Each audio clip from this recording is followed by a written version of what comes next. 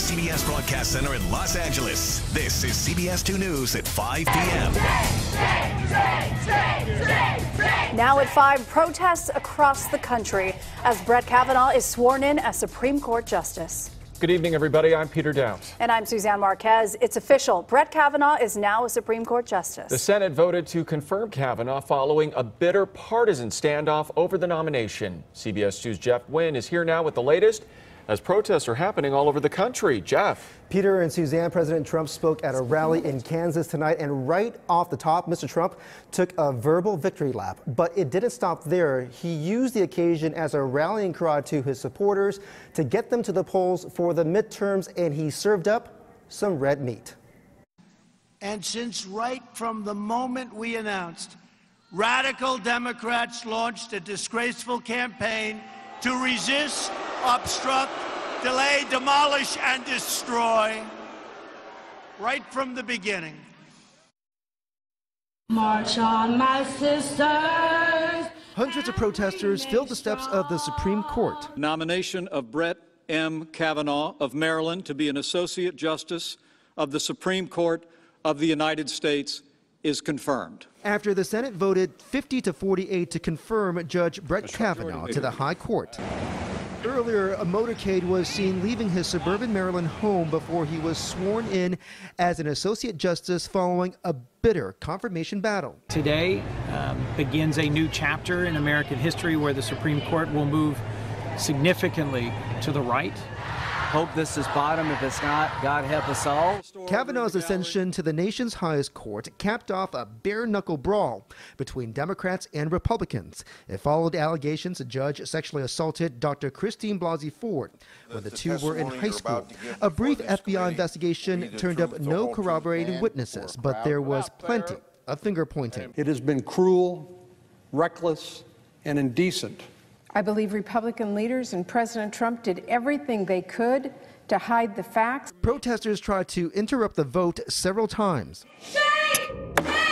Outside, federal police took away some in handcuffs as they objected to the Kavanaugh vote. I was here to protest when Anita Hill wasn't believed, and I can't believe I'm back here again for the same reason. But there were Kavanaugh supporters in the crowd as well. The reality is that our judicial system is based on the presumption of innocence. President Trump says he spoke to Kavanaugh after the confirmation hearing. The beautiful thing is he is now in.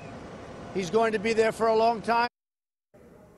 And both Democrats and Republicans have suggested that the confirmation showdown could energize voters in November's midterm elections. Live in the newsroom, Jeff Nguyen, CBS 2 News. All right, Jeff, thanks. In Austin, Texas, protesters demonstrated against putting Kavanaugh on the Supreme Court bench. Some were dressed as handmaids.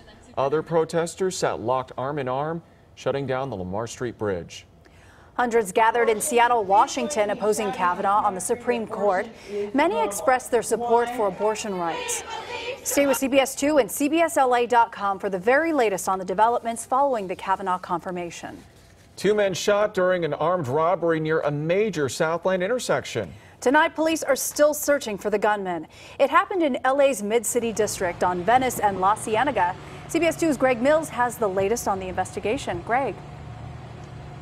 And Suzanne, that is right where we are. Crazy story. You got gunshots, you got money, you got 2 guys in the hospital because they were shot, and 2 men still on the loose.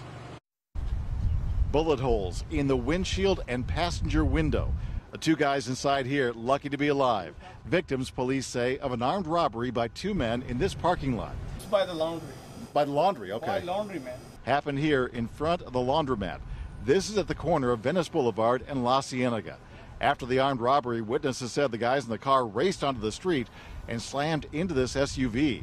This man was driving the SUV. This woman with the 2 bags was in the passenger seat. Neither appeared to be hurt. At first, I thought it was a tire that popped. Ricky Hernandez was working on Venice Boulevard when he heard the gunshots. This man told me he was in the back of this store and heard the tires screeching and then this collision. The store has security cameras, but the one with the outside view is broken. The 2 armed robbery victims in this car were apparently dazed after this collision. And a couple minutes later, he ran out of the car and just ran into that establishment. LAPD said both men in this car were shot. Then another gentleman, a couple minutes later, walked to that same vicinity with blood all over his face. That man came over here pleading for help from the workers, asking them to call 911. He then realized there's a hospital on La Cienega past the 10 freeway. So he and the other guy told workers they were going to walk there, and they did. LAPD officers joined both gunshot victims at the hospital.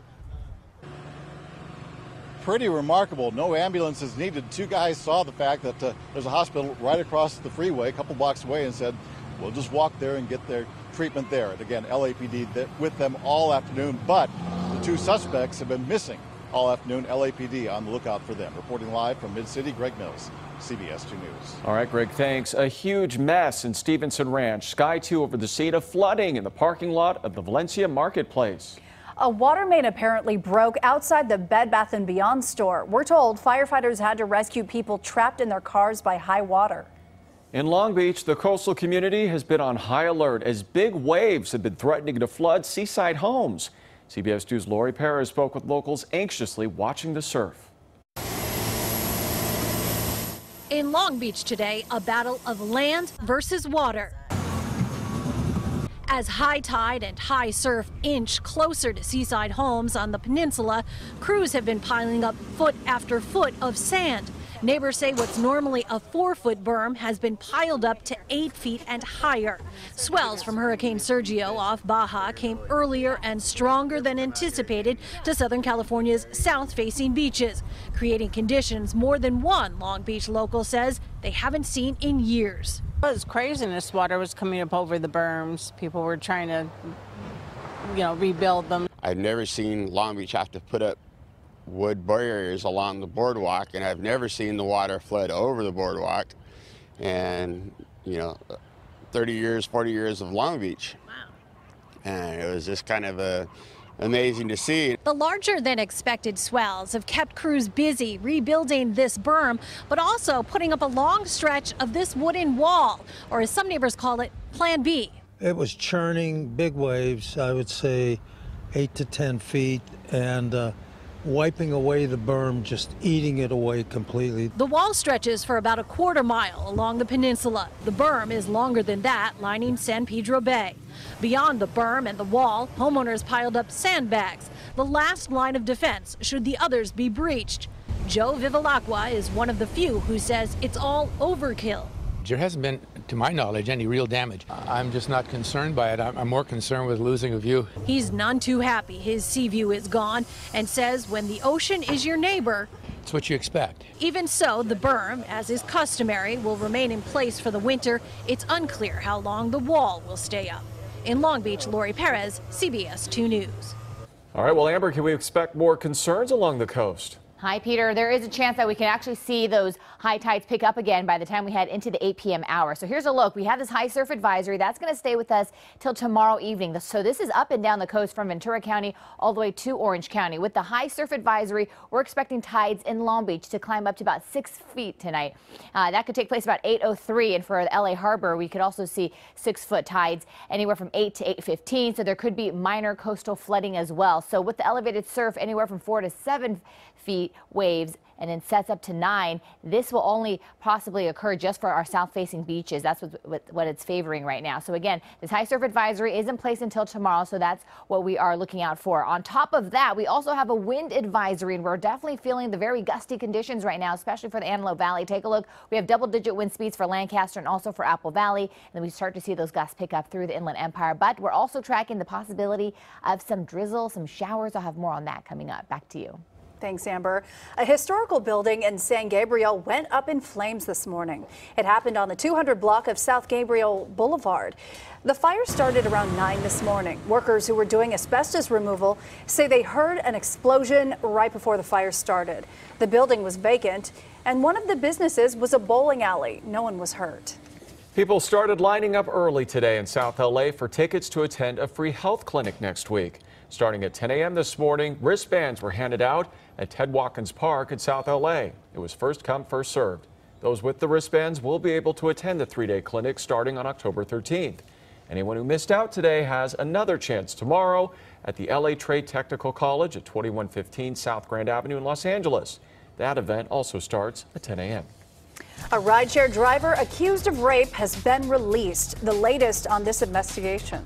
The First Lady on her first solo international trip, and she's answering questions about Judge Kavanaugh.